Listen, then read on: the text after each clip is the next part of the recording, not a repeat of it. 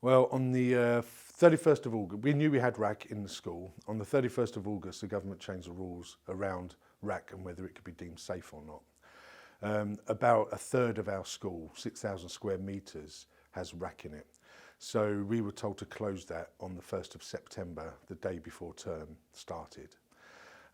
So we lost a third of our classrooms, a third of our teaching spaces, including a library, half of a canteen, our drama spaces, our music department, maths, languages, arts, and one of our halls. So we lost a huge amount of our space at the very, very start of term. So when we did start term, we weren't able to have all our children in. Initially, we could only fit in 5 out of our 7 year groups. With some remarkable juggling around from our timetabler, she managed to find a way of getting 6 out of 7 year groups in. But for the first part of term, we were always having one whole year group, about 280 children, learning from home. We learned through COVID that when students are at home, they don't learn as well, and some students don't learn at all. And they fall behind, their learning suffers. And we couldn't afford for that to happen again. We needed them back in, and we needed them back in quick.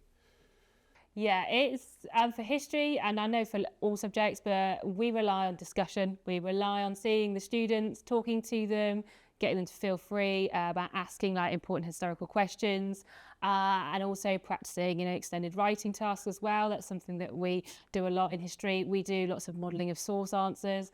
All of those things you can try and attempt to do over Teams, but you can't then see the outcome of it unless they're submitting work, which not all will always do. So yeah, that is vital. It's not the same having a discussion over a chat to in person for our subject. We were instructed by the Department for Education to close lower school building due to RAAC right at the start of the autumn term. We were in desperate need of additional accommodation. So we worked with the Department for Education, who had a framework with Portakabin, and so we decided to use Portakabin for the emergency accommodation. So when the inquiry came in, the first thing we did was get the right people at the initial site visit. So we sat down with the school and the DfE to understand what requirements they needed. So we listened to them, and then we had quite an in-depth walk around the site to see what hard standing spaces they had available so that we could react quickly. At that point, we took it away to kind of design the best solution for them.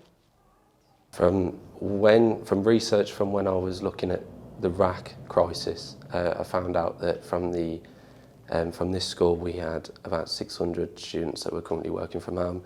Knowing that I could make a difference and provide the students with these classrooms to, one, continue their learning, but also develop further learning as well. As I understand, some exams might have been delayed, but we've managed to get the students in and get the exams still in time.